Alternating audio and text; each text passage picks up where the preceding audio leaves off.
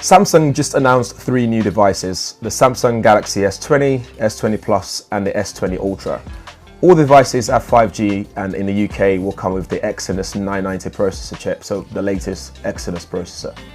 Something also coming with all of them is a Quad HD Plus 20:9 display with 120Hz refresh rate, HDR10 Plus certification and 240Hz touch response, which means when gaming you get a smooth experience. They can also shoot 4K at 60 frames per second and 8K at 30 frames per second.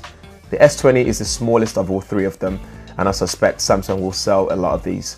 It comes with a 6.2-inch Infinity O display, and you can get an option for 128GB storage with 12GB of RAM or 128GB of storage with 8GB of RAM. On the back you get triple camera setup, so you get a 12MP ultra wide camera with f2.2 aperture. You've got a standard wide angle lens which is also 12MP but with f1.8 aperture and optical image stabilization, and you have a 64MP telephoto lens at f2.2 with OIS as well. That zoom lens on the S20 can do 30 times hybrid zoom.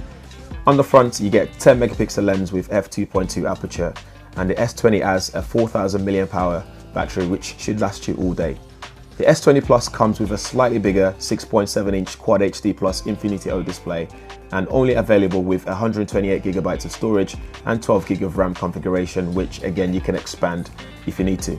On the camera you have a 12MP f2.2 ultra wide angle camera. You got 12MP f1.8 wide angle with OIS and a 64MP telephoto lens with f2.0 and OIS and a depth vision sensor as well. On the front is a 10MP shooter with f2.2 aperture. Like the Ultra, you have a space zoom, which basically means you get hybrid optic zoom up to 3 times and a super res zoom, which is up to 30 times as well. For battery, you get a 4500 mAh all-day battery, which should last you again more than all day if you really use it on a normal average usage. On to the biggest one, which is the main one. The S20 Ultra is what I suspect will be aimed at power users. It has a huge 5000 mAh battery in there with, it supports 45 watts of charging as well, so fast charging. So you can charge to 100% in just over an hour. You have 6.9-inch Quad HD Plus display, Infinity O of course, and all of them are dynamic AMOLED display as well.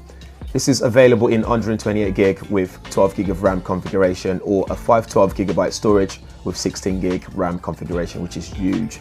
And you can still expand the storage here as well, again with up to 1TB micro SD card.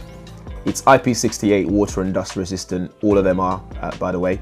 And you got 120Hz display which also supports HDR10 Plus. The quad camera configuration on the back consists of a 12MP ultra wide with f2.2 aperture, a whopping 108MP wide with f1.8 aperture and OIS.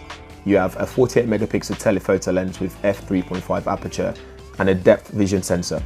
Just like the S20 Plus, you also get space zoom, which is a hybrid optic zoom up to 10 times on this one, and a super res zoom at 100 times. It's ridiculous.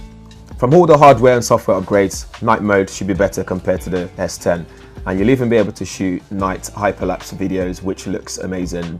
What's also awesome is you now have pro mode in video, so you can adjust aperture, shutter speed, ISO, and even change things like highlights, temperature and more. Back to that new single take mode, which is actually quite interesting. You'll be able to use all those camera lenses to capture a bunch of content at the same time, of which you can then get creative with, depending on what you want to do. This helps you to capture more content without having to worry about what you want to achieve in the moment. You can also capture a super high-res 108MP images, and this is achieved using the nano binding or remosaic, meaning it captures 9 12MP shots and binds them together to make a larger file at hardware level. It's great for those landscape photos, so if you're a landscape photographer like me sometimes, at a glance you can just take a nice big large image and then you can edit it afterwards depending on what you want to do. At a glance is very quick in processing images as well, which is something I was worried about initially, but it's very quick. First impressions, the camera bump I'm not a big fan of on all the devices, but if you get a case then it then goes flat, so you'll be able to hide it, sort of. The display on all 3 devices are amazing. It's actually really beautiful to look at. 8K video capture with the ability to grab a 33MP still on the Ultra is amazing, though that's more of a pro user feature, I would assume. The battery capacity is very much welcome on the Ultra, although we need a real life test to see how that works. We all know what happens with Exynos devices when it comes to battery consumption. If you want the latest Samsung devices and a crazy zoom is not your thing, then the S20 is absolutely fine. The size is compact enough. If you want the best of both worlds, then you get the Plus, and if you want a pro user feature like me, then you go for the Ultra. And I actually really like that all of them are 5G ready. So in the meantime, if this is your first time on this channel, make sure you hit that subscribe button and the bell notification as well, so you'll be one of the first people to know every time there's a video on this channel. Thanks for watching. See you in the next one.